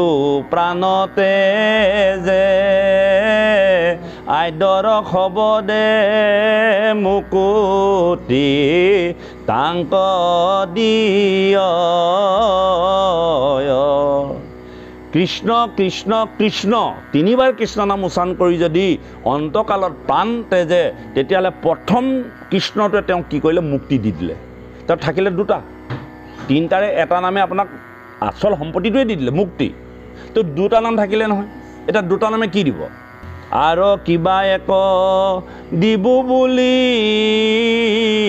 2 পদে লজ্জা হুয়া ঋণী ভৈলো বুলি থাক মাথা নমাই 2টাই কৈছে যে এটাতে তেওঁ মুক্তি দি দিলোঁ আৰু বাকী 2টাই দিবলৈ তেওঁলোকৰ হাতত সম্পত্তিয়ে নাই আৰু তেওঁ কৈছে যে সেই জীৱটোৰ ওচৰত মই ধাৰুৱা হৈ ৰ'লোঁ বুলি মূৰটো দুৱাই আছে এয়াই হ'ল কৃষ্ণ নামৰ মহিমা অন্তকালত কৃষ্ণ কৃষ্ণ কৃষ্ণ বুলি যদি 3বাৰ উচ্চাৰণ কৰি যদি আপুনি যায় তেতিয়াহ'লে আপুনি বৈকুণ্ঠৰ ভগৱন্তৰ হৃদয়ত ঠাই পালে আৰু বাকী 2টাই আপোনাৰ ওচৰত ধাৰুৱা হৈ থাকিলে সদায় কৃষ্ণই মূৰ দুৱাই আছে সেইটোকে কৈছোঁ সেইটোকে অভ্যাস কৰক এতিয়া আমি আজি গালোঁ 3বাৰ গালোঁ এই 3 নাম কোনে লৈছিলে এই কৃষ্ণ কৃষ্ণ 3 নাম কোনে লৈছিলে বিপ্ৰ দামোদৰে কৃষ্ণ কৃষ্ণ কৃষ্ণ আপোনালোকেও আজি পৰা অভ্যাস কৰক উঠোঁতে বহোঁতে খাওঁতে শুওঁতে কৃষ্ণ নাম উচ্চাৰণ কৰক পিছল খালে বিপদৰ সময়ত উজতি খালে আমাৰ আকৌ বেয়াকেইটাহে আহে ক'ব নলগাকেইটা আহে কৃষ্ণ নাম নাহে প্ৰমাণ কৰক আপোনালোকে আজি তাৰিখৰ পৰা অভ্যাস কৰক খাওঁতে শুওঁতে বওঁতে আপোনালোকে প্ৰত্যেক দিনে ঈশ্বৰৰ নাম অনুভৱ কৰক অভ্যাস কৰক আৰু এদিন ৰাতি আপুনি ইকাতিৰ পৰা সিকাতি হওঁতে গম পাব যে ৰাম নামটো ফুটিছেনে নাই যদি নাই ফুটা জানক আপোনাক হৃদয়ত ৰাম নামে বা হৰি নামে ক্ৰিয়া কৰা নাই এনেই জীৱ এটা হৈ আছোঁ মানুহ নামৰ জীৱ এটা অন্য জীৱ জন্তুৱে যেনেকৈ খায় অন্য জীৱ জন্তুৱে যেনেকৈ নিদ্ৰা কৰে অন্য জীৱ জন্তুৱে যেনেকৈ মৈথুন কৰি সন্তান জন্ম দিয়ে আৰু অন্য জীৱ জন্তু বা পশু পক্ষীবিলাকৰ যেনেকৈ মৃত্যুৰ ভয় আছে এই 4টাৰ লগত আপোনাৰ আৰু মোৰ কোনো পাৰ্থক্য নাই মাত্ৰ এটা কথা পাৰ্থক্য আছে যে আমি সেই জীৱবিলাকৰ বাদেও কৃষ্ণ নাম উচ্চাৰণ কৰিব পাৰোঁ যদি কৃষ্ণ নামেই উচ্চাৰণ কৰিব নোৱাৰোঁ তেতিয়াহ'লে গৰু ছাগলী গাহৰি কুকুৰা আৰু তাৰ লগত আমি সকলো সমপৰ্যায় আৰু একো পাৰ্থক্য নাই গৰু ছাগলীও খায় আপুনিও খায় গৰু ছাগলীও নিদ্ৰা কৰে আপুনিও নিদ্ৰা কৰে গৰু ছাগলীও মৈথুন কৰি সন্তান জন্ম দিয়ে আপুনিও কৰে আৰু গৰু ছাগলীও মৃত্যুৰ প্ৰতি ভয় আছে আৰু আপোনাৰ মোৰ ভয় আছে গতিকে কোনো পাৰ্থক্য নাই মাত্ৰ এটাই পাৰ্থক্য আছে সেই পাৰ্থক্যটো হ'ল আমি ঈশ্বৰৰ নাম ঈশ্বৰক ভজিব জানো কিন্তু আমি এতিয়া ঈশ্বৰকে ভজিবলৈ শিকা নাই গতিকে আমাৰ কোনো ধৰণৰ শ্ৰেণী নাই দেখাতহে মানুহ নহয়নে বাৰু গতিকে আপুনি কেতিয়াবা দুখত আছে বা আপুনি দৰিদ্ৰত আছে বা আপুনি ঈশ্বৰৰ নাম ল'ব পৰা নাই তাৰ কাৰণে আপুনি কিবা আক্ষেপ কৰিব নেকি নকৰে কৃষ্ণ নাম এদিন সুশীল ব্ৰাহ্মণে যেতিয়া ইন্দ্ৰ পূজা কৰি আছিল আৰু তেনে সময়ত চাণ্ডালনী আয়ে দেখি তেওঁ বহুবাৰ স্নান কৰিছিল আৰু সেই সময়তে দেৱৰ্ষি নাৰদ আহিছিল আহি পেলাই কি কৰিছিল সুশীল বামনক পূজা কৰি থকা সময়ত চাণ্ডালনী আয়ে স্নান কৰি থকা দেৱৰ্ষি নাৰদে সুধিছিল হে আই জগতক তোমাক দেখিলে আনে গা ধুৱে তুমিনো কাক দেখি গা ধুইছা তেতিয়া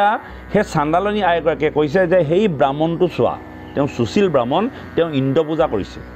মই সুধিলোঁ কি পূজা কৰিছা বোলে ইন্দ্ৰ পূজা কিয় কৰিছা বোলে এই জগতৰ শ্ৰেষ্ঠ দেৱতা বোলে এইটোৰ নিচিনা মূৰ্খ নাই এই জগতত শ্ৰেষ্ঠ দেৱতা ইন্দ্ৰ নেকি এই জগতৰ শ্ৰেষ্ঠ দেৱতা পৰম পিতা ভগৱন্ত কেশৱ কিন্তু তেওঁ কেশৱক চিনি নাপায় তেতিয়া আমি কেশৱক চিনাকি কৰি দিয়াৰ পাছতো তেওঁ কৈছে যে কেশৱৰ পৰা পাবলগীয়া আমাৰ একো নাই কিন্তু ইন্দ্ৰ দেৱতাৰ পৰা আমি সকলো পাওঁ কি পাওঁ তেওঁ বৰষুণ দিয়ে খেতি কৰিব পাৰোঁ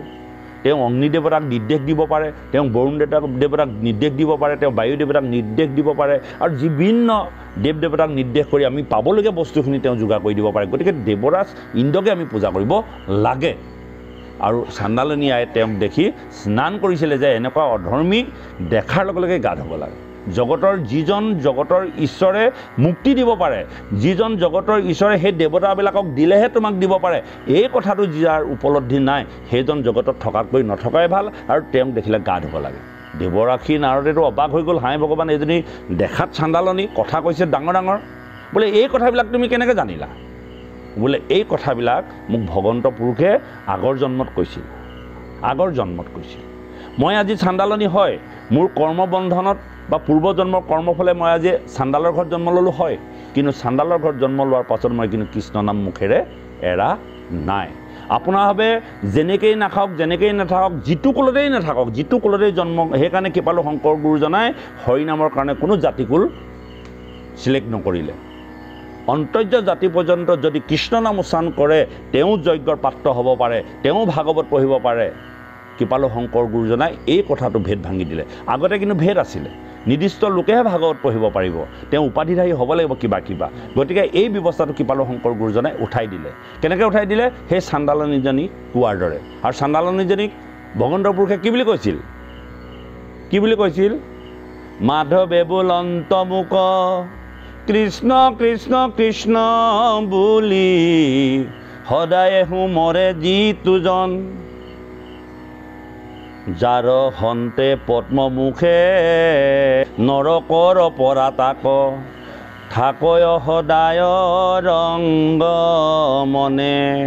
যাৰ হন্তে পদ্মমুখে নৰকৰ পৰা তাক থাকয় সৰ্বদা ৰংগ মনে অৰ্থাৎ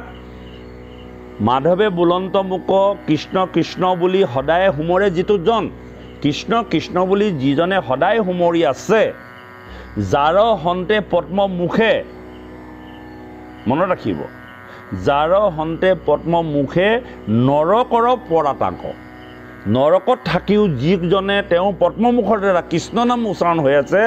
সৰ্বদা তেওঁ ৰংগমনে থাকে আমি আনন্দৰ কাৰণেহে জীয়াই থাকিব লাগে আল্টিমেটলি আমি সকলোৱে আনন্দৰ কাৰণেই কাম কৰোঁ বাপক যদি সোধা যায় অ' বাপ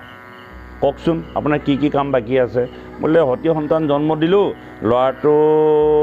চাকৰি হ'ল কিন্তু পাৰ্মিনেণ্ট হোৱা নাই পাৰ্মিনেণ্টটো হোৱা হ'লে ভালেই আছিলে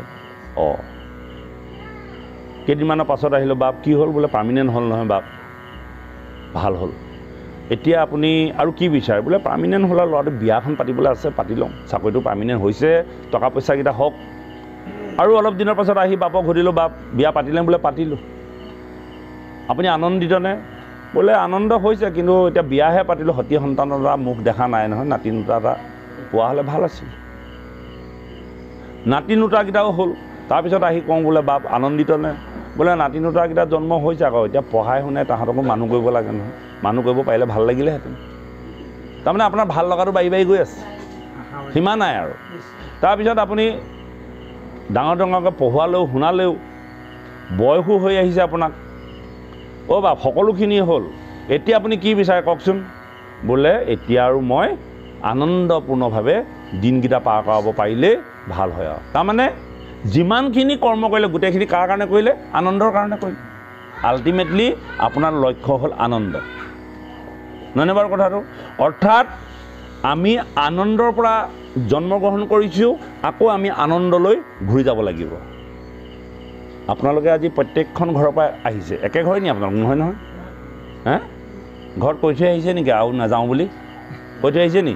নাই কোৱা হা বোলে তালৈ যাওঁ আৰু ঘূৰি নাহোঁ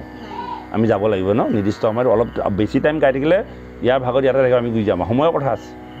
ঘৰটো কৈ থৈ অহা নাই আজি থাকিম বুলি হয়তো মই বেয়া পাম বুলি থাকিবও পাৰে কিন্তু আমি ঘৰখনলৈ যাবই লাগিব আৰু ঠিক তেনেকৈ ময়ো আহিছোঁ ময়ো কালিলৈ ঘৰলৈ গুচি যাবই লাগিব যিখন ঘৰৰ পৰা আহিছোঁ সেইখন ঘৰলৈ আমি পুনৰ ঘূৰি যাবই লাগিব ঠিক যেনেকৈ আমি যিখন ঘৰৰ পৰা আহিছোঁ তেনেকৈ ঘূৰি যাব লাগিব ঠিক আমি আহিছোঁ ক'ৰ পৰা আনন্দৰ পৰা আহিছোঁ আনন্দ মানে ভগৱানৰ ঔৰসৰ পৰা অহা নাইনে ভগৱান আনন্দ হয় নাই কৃষ্ণ শব্দ এইটো পৃথিৱী বাচক বৈল ন আনন্দৰ পৰ্বত হয় ভগৱানৰ নামটো 9টা আনন্দৰ সমষ্টি ভগৱান আনন্দপূৰ্ণ বস্তু সেইকাৰণে পূৰ্ণানন্দ বুলি কৈছে আনন্দপূৰ্ণ হৈ থাকে আৰু সেই ভগৱন্তৰ ঔৰসৰ পৰা আমি আনন্দ হিচাপে আহি পুনৰ আমি আকৌ সেই আনন্দত লয় হ'বলৈ যত্ন কৰোঁ যেনেকৈ বাপজনে অৱশেষত বোলে বয়সত ক'লে যে মই আৰু পৰিয়ালটোৰ মাজত এতিয়া আনন্দপূৰ্ণভাৱে জীয়াই থাকিব পাৰিলে ভাল লাগে তাৰমানে আমাক আনন্দ লাগে এতিয়া এই আনন্দৰ উৎসটো বিচাৰিবলৈ হ'লে কি কৰিব লাগিব কৃষ্ণৰ ওচৰ শৰণাপন্ন হ'ব লাগিব কৃষ্ণৰ ওচৰত সেই আনন্দখিনি আছে তাৰমানে আপুনি বিচৰা গোটেই বস্তুখিনি কোনে দিলে ভগৱন্ত পুৰুষে দিলে আৰু আপোনাক স্বাস্থ্যটো ভালে ৰখাৰ কাৰণে আপুনি আনন্দপূৰ্ণভাৱে জীয়াই থাকিব পাৰিছে যদি আপোনাৰ উপযোগ পৰিমাণে বেমাৰ যন্ত্ৰণা দিলেহেঁতেন কয় যে মৰি থকা হ'লে ভাল আছিল আৰু দেই ইমান আৰু যন্ত্ৰণা ভুগিব নালাগে আৰু কি যে পাপ কৰি আহিছিলোঁ কয় নকয় কোনোবাই কয় গতিকে আনন্দপূৰ্ণভাৱে জীয়াই থাকিবৰ কাৰণে আপুনি কি কৰিব লাগিব এখন বৃন্দাবন সৃষ্টি কৰিব লাগিব বৃন্দ মানে ঠাই আৰু বৃন্দ মানে আনন্দ আৰু বন মানে ঠাই আপোনাৰ হৃদয়খন বৃন্দাবনলৈ ৰূপান্তৰিত কৰিব লাগিব আৰু বৃন্দাবনলৈ ৰূপান্তৰিত কৰিবলৈ হ'লে আপুনি তাত কি কৰিব লাগিব নৃত্য কৰিব লাগিব আনন্দ কৰিব লাগিব নৃত্য কৰিলে আনন্দ আহে আমাৰ জীৱনলৈ আৰু সেই নৃত্য ক'ত হয় বৃন্দাবনত হয় বৃন্দাবনত প্ৰত্যেক দিনেই কৃষ্ণৰ নৃত্য হয় গোপীসকলৰ নৃত্য হয় আপুনি চাবচোন আজি যদি আপোনাৰ জ্বৰতা আছে আপোনাৰ যদি আঁঠু বিষ আছে আপুনি যদি বহিব নোৱাৰে কঁকাল বিষ আছে কাইলৈৰ পৰা আপুনি দৰ্জা হুকটো মাৰক আৰু ভজন এটা লগাওক ডুবডাপ নাচক এমাহ কৰক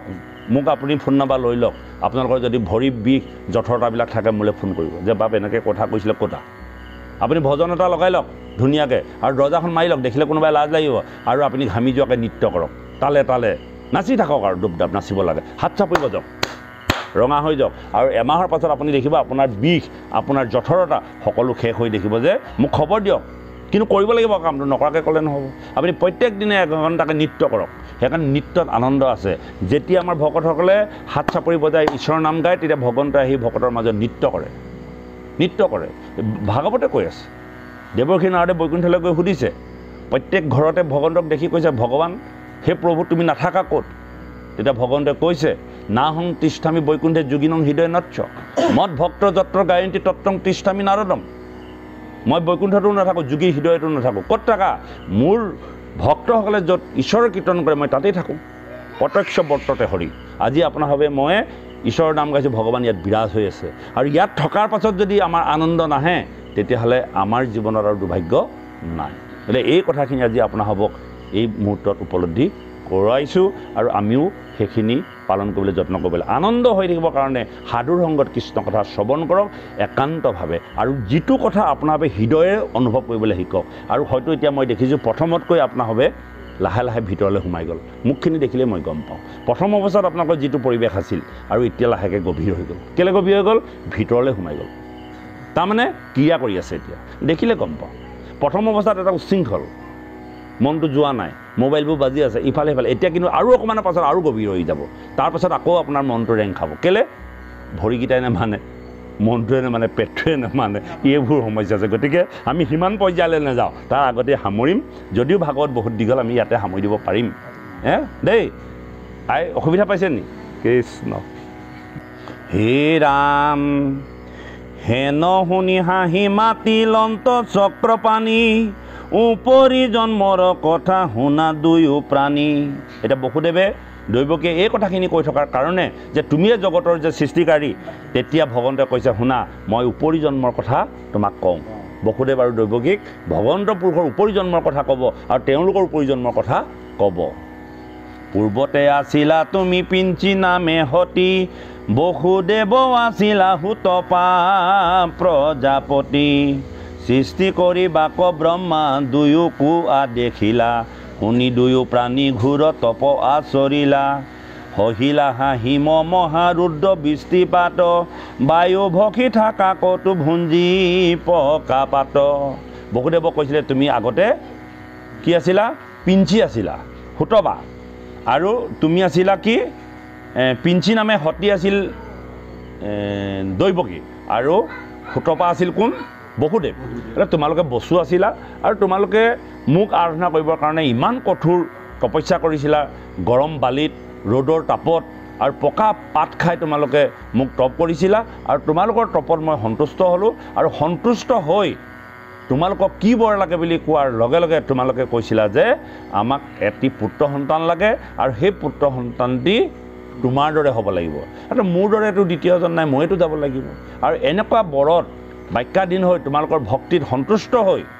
মই কি কৰিলোঁ তোমালোকৰ গৰ্ভে ঔৰসে জন্মগ্ৰহণ কৰিব লগা হ'ল আমি এই ৰাম মই অকণমান খৰকৈ পঢ়ি দিওঁ এদাই কৰি দিওঁ মই মুঠকৈ কৈ দিম ন আইসকল এইটো খৰকৈ পঢ়ি দিওঁ আৰু গোটেই কথাখিনি মই মুঠকৈ এবাৰ কৈ দিম খতম হৈ যাব হে ৰাম সহিলা হাঁহিম মহাৰুদ্ৰ বৃষ্টিপাত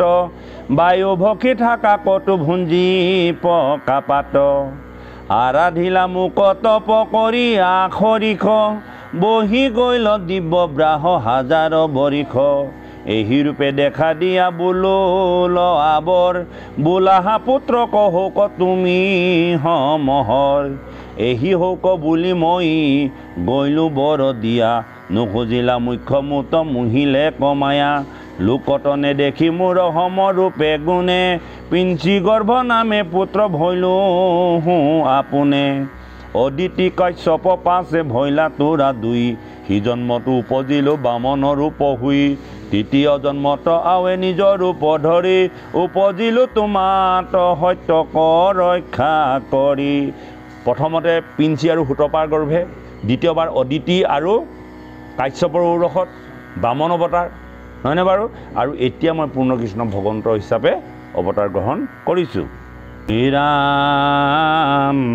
ব্ৰহ্মৰূপে চিন্তা নুহি কৰা পুত্ৰ স্নেহ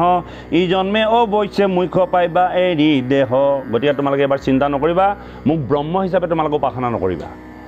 তোমালোকে ব্ৰহ্ম হিচাপে উপাসনা কৰি থকাৰ কাৰণে আজি এই অৱস্থা এবাৰ মোক পুত্ৰ হিচাপে তোমালোকে উপাসনা কৰা মই এবাৰ তোমাক মুক্তি দিম হে ৰাম এইবিলাক বহুত কথা পাতিবলগীয়া আছিলে সময় হৈছে এইবিলাক তত্ত্ববিলাক ক'বলগীয়া আছিলে হ'লেও সময়ৰ প্ৰতি লক্ষ্য ৰাখি অলপ সময় আনিছোঁ হে ৰাম কংস কহংকিয়া যেবে শুনিও পাই থয়ো নিয়া মোক গোকুলত পলুৱাই উপজিবা যুগ মায়া যশোদাৰ ঘৰে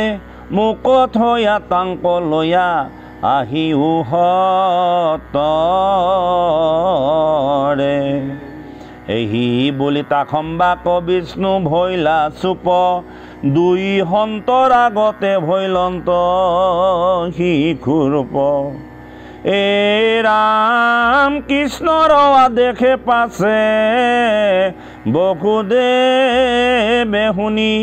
ভাগিল নিহল তান পাৱৰ আপুনি পুত্ৰ ককুলাত লয়া বজাইবে খোজন্তে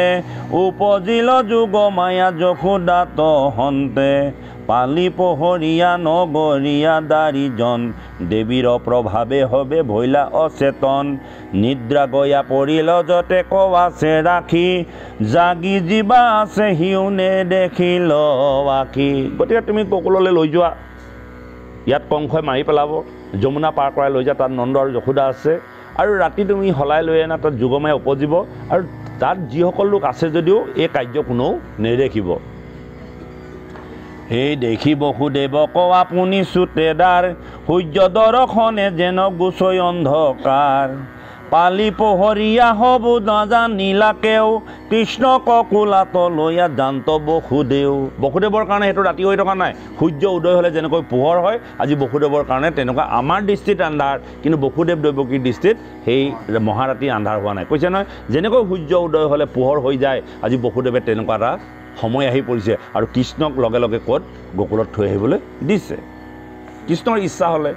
মূকং কৰতি বা চালং পংগুং লংঘয়তে কিৰিম যত কৃপাতৰ মহং বন্দে পৰমানন্দ। যদি ভগৱন্তৰ কৃপা হয়, যেনেকৈ বোবা লোকে কথা ক'ব পাৰে, যেনেকৈ শিশুৱে কথা ক'ব পাৰে, যেনেকৈ পংগুসকলে পৰ্বত বগাব পাৰে, ঠিক তেনেকৈ ঈশ্বৰৰ কৃপা হ'লে মধ্যৰাতিও সূৰ্য ওলাব পাৰে। হে ৰাম বৰিষে কণিকা মেঘে ওপৰত গাজে, ফনায়ে ধৰিলা ছত্ৰ আহিহত পৰাজে, বাৰিষা যমুনা নদী ফেনে ফুটুকাৰ, ঢৌ দেখি লাগে ভয় ভাগে বজুৱাৰ, কৃষ্ণক দেখিয়া ভয় বাট দিলা মাজে, অ ৰামক দিলন্ত যেন পন্থ সিন্ধু ৰাজে, অপয়াকে বসুদেৱে যমুনা চৰাইল, এক নিমিষেকে গয়া গোকুলক পাইল। ভগৱন্ত পুৰুষ আহিছে, প্ৰত্যেকেই যেন ভগৱন্তৰ চৰণ চুব। আজি যমুনা উফন্দি আহিছে কিয়? নিয়মতেতো ভগৱান কৈছে যমুনা শুকাইহে দিব লাগিছিলে, কিন্তু যমুনা উফন্দি আহিছে। কিয় উফন্দি আহিছে? বসুদেৱে কোলাত মূৰৰ ওপৰত লৈ গৈছে। কেনেকৈ যমুনাই ভগৱন্তৰ মোৰ আজি পৰম ভাগ্য, মোৰ গৰ্ভত আজি জগতৰ গুৰু পাৰ হৈছে, মই কেনেকৈ ভগৱন্তৰ পদ স্পৰ্শ কৰিব পাৰোঁ, এই ধান্দাত যমুনা যিমানেই বসুদেৱে ওপৰলৈ দাঙি ধৰিছে সিমানেই যমুনা উফন্দি আহিছে। কেনেকৈ ভগৱন্তৰ পদ চুম? আৰু এটা সময়ত ভগৱন্তৰ ডুব গৈছে আৰু তেতিয়াই যমুনা ঠাণ্ডা হৈ দিছে, যে জীৱন ধন্য হৈ গ'ল, ভগৱন্তৰ পদ পখালিবলৈ পালোঁ, যেন মোৰ আজি যমুনা বৈ থকাৰ সাৰ্থকতা আহিলে আৰু লগে লগে যমুনা শুকাই গুচি গ'ল। আমাৰো যদি তেনেকুৱা হয় ভাৱবিলাক, যে ভগৱন্ত পুৰুষৰ চৰণ কেনেকৈ স্পৰ্শ কৰিম, ভগৱন্তৰ ৰূপ আমি কেনেকৈ সপোনতে হ'লেও দেখিম, এই ভাৱনাৰে যদি আপুনি মই ভক্তি কৰোঁ, নিশ্চয় আপোনাৰ মোৰ মাজত আজি যমুনাৰ আনন্দখিনি নিচিনাকৈ আনন্দ আহিব। আৰু যি সাৱৰপৈও ফেনা দিবলৈ আহিছে, কেনেকৈ ভগৱন্তক মই নীতিৰাকে লৈ যাব পাৰোঁ। প্ৰত্যেকে ভগৱন্তৰ প্ৰতি কৰিবলগীয়া কৰ্তব্য সকলোখিনি কৰিছে, নহয়নে বাপ? হে ৰাম অপয়াকে বসুদেৱে যমুনা চৰাইল, এক নিমিষেকে গয়া গোকুলক পাইল, নিদ্ৰা গয়া গোৱাল সকলে খুটি আছে, অচেতন যশোদাক দেখিলন্ত পাছে, কৃষ্ণ কথৈলন্ত তান শয্যাত শুৱাই, তাহানে কন্যা কলয়া আহিলা দুনাই, দৈৱকীৰ লগে খুৱাই থৈলা মহাবল, পূৰ্বৱতে পিন্ধিলন্ত আপুনি নিহল। আকৌ আগৰ নিচিনাকৈ নিহলত কব্জাবিলাক লগাই দৰ্জাখন বন্ধ কৰি সোমাই আছে। ইপিনে ৰাতিটোৰ ভিতৰতে সমস্ত কাম শেষ। দৈৱকীৰ লগে খুৱাই থৈলা মহাবল, পূৰ্বৱতে পিন্ধিলন্ত আপুনি নিহল, দুনাই দুৱাৰত হবে কপাত লাগিল, শিশুৰ কন্দন শুনি পহৰি জাগিল, লৱৰন্তে ৰখিয়া কংসত জান দিলা, শুনা প্ৰভু দৈৱকীৰ পুত্ৰ উপজিলা। লগে লগে যোগমায়ে কেঁ মাতিলে আৰু কংসক গৈ পালি পহৰীয়াই যে সন্তান জন্ম হোৱাৰ লগে লগে যে তেওঁক খবৰ দিবলৈ কৈছিল, আৰু পহৰীবিলাকে দৌৰি গৈ কংসক খবৰ দিলে, মহাৰাজ মহাৰাজ, দৈৱকী আৰু কংসৰ কাৰাগাৰত সন্তান জন্ম হৈছে। হে ৰাম শুনি কংস উঠিল বিবল হুয়া বৰ, এহি মোৰ মৃত্যু বুলি দিলে কলবৰ। পূৰ্বৰ কথা মতে অষ্টম সন্তান, আৰু আজি যেন কংসৰ সন্মুখত মৃত্যুৰ দুৱাৰদলি মৃত্যুৱে কিৰিলি পাৰি হাঁহিছে, আৰু কংসই ভাবিছে আজিয়ে মোৰ সেই দিন, যিটো দিন মই আকাশবাণীয়ে কৈ থৈছিল, আৰু মৃত্যু আহি মোৰ সন্মুখত উপস্থিত হৈছে। লগে লগে তেওঁ বিব্বল হৈ গৈছে, যদিও এফালে তেওঁ সাহস গোটাইছে, শক্তি গোটাইছে, কিন্তু মনৰ পৰা তেওঁ দুৰ্বল হৈ গৈছে, যে আকাশবাণীয়ে কৈ থৈছে। আকাশবাণীয়ে মানে ভগৱন্তই কৈ থৈছে। হে ৰাম যম হে ৰাম পথত পৰন্তে যাই আউল যাউল কেশ, যম যেন ভৈল হুতি গৃহত প্ৰৱেশ, কৃষ্ণৰ কিংকৰে কহে শুনা সৰ্বজনে, তৰিবা সংসাৰ হৰি কথাৰ শ্ৰৱণে, হেন জানি এক চিত্ৰে শুনা সাৱধানে, নেৰিবা কীৰ্তন যাৱে প্ৰাণ থাকে মানে। গতিকে এই কাহিনীটোৰ ওপৰত কৃপালু শংকৰ গুৰুজনে উপদেশ দিছে, যে এনেধৰণৰ ভগৱন্তৰ কৃপাত এনেকুৱাবিলাক লীলা হয়, আৰু তোমালোকে এই কৃষ্ণ কথা যাতে শুনিবলৈ বা কীৰ্তন কৰিবলৈ যাতে নেৰা আৰু তেওঁৰ কথা শুনি যাতে তোমালোকৰ জীৱন ধন্য হয় আৰু কৃষ্ণ কথা তোমালোকে কেনেকৈ শুনিবা বুলি কৈছে কৃষ্ণ কথা কেনেকৈ শুনিবা বুলি কৈছে অথনিবা মই কৈ আছিলোঁ বোলে বাপজনে প্ৰথমতে আহি আমাক কৃষ্ণৰ কথা শুনিবলৈ ইমান সাৱধান কৰি দিলে বাপ আই সমস্ত মই আপোনাৰ হ'ব ক'বলৈ কি মোৰ অধিকাৰ আছে ভাগৱতে কৈছে কেনেকৈ কৈছে শুনক হে ৰাম হে নজানি একচিতে শুনা সাৱধানে সাৱধান মানে সাৱধান সাৱধান একচিতে সাৱধানে কৃষ্ণ কথা শুনিবলৈ কৈছে আৰু আমি নোৱাৰোঁ হে ৰাম হে নজানি একচিতে শুনা সাৱধানে নেৰিবা কীৰ্তন যাৱে প্ৰাণ থাকৈ মানে ঘূৰ কলি যুগ জন্ম লৈব যত প্ৰাণী পাপ সাগৰত তল গৈল হে নজানি তাকো উধাৰিবে মনে কৃষ্ণ কৃপাময় কৰিলা বিচাৰ নিজ পুণ্য কৃতিশয় ভকত জনৰ অনুগ্ৰহৰ কাৰণে কৰিলা অনেক লীলা প্ৰভু নাৰায়ণে আকৌ একচিত মনে যিটো কৰৈ পান দূৰ হুৱে দুখ শোক যতেক অজ্ঞান হেন জানি বুদ্ধজন জাত আছৈ মতি কৰা সাৱধান চিত্ৰে কৃষ্ণত ভকতি তেবে হে তৰিবা ঘূৰ সংসাৰ সাগৰে কলি যুগে ধৰ্ম আৰ নাহিয়াত পৰে কলিৰ ভয়ত ত্ৰাস হুঞা ধৰ্ম যত এক স্থান হুঞা ৰৈল হৰিৰ নামত অজানি একচিতে ফুৰা ৰাম নাম গাই সমস্তে ধৰ্মকে লাগ পাইবা একে ঠাই ইহে পৰমাৰ্থ তত্ত্ব চাৰিও বেদৰ সমস্ত দেৱৰ ৰাজা কৃষ্ণে হে ঈশ্বৰ হে বা বৈষ্ণৱ আইসকল আপোনাৰ হ'ব সময় হৈছে গতিকে আমাৰ কালিলৈও দিনত প্ৰগ্ৰেম আছে আকৌ সন্ধিয়ালৈও আছে ভাল লাগিছে এইকাৰণে আমি যিটো উদ্দেশ্যলৈ আহিছিলোঁ দুটা প্ৰগ্ৰেমৰ উদ্দেশ্যলৈ আহিছিলোঁ কিন্তু আমাৰ প্ৰগ্ৰেম বাঢ়ি গ'ল আৰু দুটা বাঢ়ি গ'ল ঈশ্বৰে কৃপা কৰিছে যাতে কৃষ্ণ নামৰ মুখেৰে আমি সময়খিনি পাৰ কৰাই থাকিব পাৰোঁ গাঁৱৰ কথা বা গ্ৰাম্য কথা সুখ দুখৰ কথাবোৰ নেপাতি এনেধৰণে ভগৱন্তে ৰখাৰ কাৰণে ভগৱন্তৰ ওচৰত আমি চিৰকৃতজ্ঞ আৰু আপোনাৰহঁতৰ ওচৰত আমি ভাৱ ভাষা বাক্য বচনে যদি কোনোবাখিনিৰ অপৰাধ লগাইছোঁ সমস্ত অপৰাধখিনি মাৰ্জনা কৰিব কেৱল কৃষ্ণ কথা ক'বলৈ গৈ সেইখিনি কৈছোঁ আমাৰ ক'বলগীয়া ধৃষ্টতা নাই তথাপিতো ভাগৱত শুনাৰ আগত যদি আমি পৰিৱেশ এটা সৃষ্টি কৰি নলওঁ তেতিয়াহ'লে ভাগৱত শ্ৰৱণ কীৰ্তনৰ এটা মহা অপৰাধ আছে বুলি জনাৰ পাছতে আমি এনেধৰণে কৰা হৈছে গতিকে আমি ভাগ্যৱান আপোনাৰভাৱে আমাক এইকণ সুযোগ দিয়াৰ বাবে আপোনাৰ ওচৰত চিৰকৃতজ্ঞ আৰু আমি সমস্ত ধৰ্মৰ ৰাজা মাধৱৰ নাম জানি নিৰন্তৰে নৰে বোলা ৰাম ৰাম কৃষ্ণ হৰি ৰাম ৰাম